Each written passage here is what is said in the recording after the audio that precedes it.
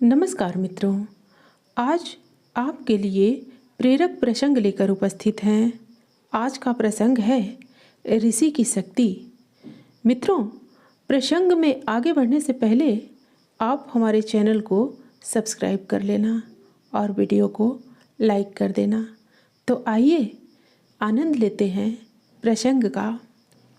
एक बार एक ऋषि जंगल में रहते थे।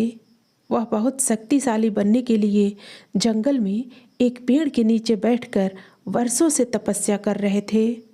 भगवान उनकी तपस्या से खुश होकर आशीर्वाद के रूप में उन्हें कई शक्तियाँ दी, जिनका वे आवश्यकता के समय उपयोग कर सकते थे।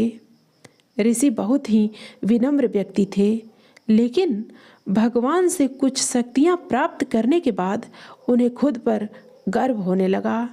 जंगल से लौटने के बाद वह गांव में अपने घर चले गए। एक दिन किसी काम के लिए उन्हें शहर जाना था।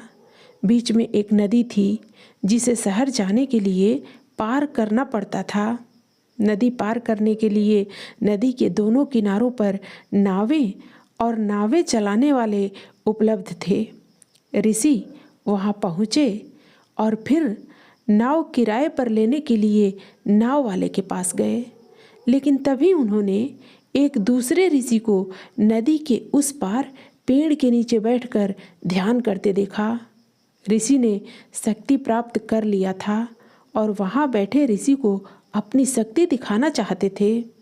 ऋषि ने अपनी शक्ति का उपयोग किया और जल्द ही नदी के उस पार चले गए।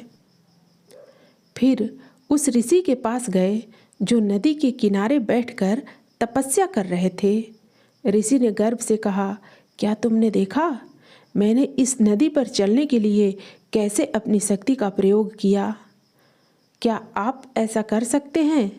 दूसरे ऋषि ने उत्तर दिया, हाँ, मैं ऐसा कर सकता हूँ, लेकिन क्या आपको ऐसा नहीं लगता एक छोटी सी नदी पार करने के लिए आप अपनी मूल्यवान शक्ति को नष्ट कर रहे हो?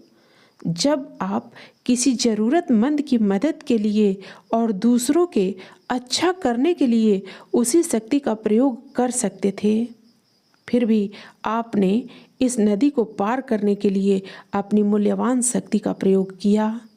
जैसे आप वहाँ खड़े नाव वाले को कुछ पैसा देकर नदी पार कर सकते थे। ऋषि को अपनी गलती का एहसास हुआ और उन्होंने उनसे माफ़ी मांगी। दूसरा ऋषि उस ऋषि को अपनी गलती का एहसास करने के लिए धन्यवाद दिया। मित्रों, इस कहानी से हमें यह शिक्षा मिलती है कि अगर हम किसी शक्ति को हासिल करते हैं तो हमें शक्ति का प्रयोग सिर्फ दिखावे के लिए करने के बजाय दूसरे की मदद के लिए करना चाहिए। फिर मिलते हैं अगली प्रस्तुति में नई कहानी के साथ। धन्यवाद।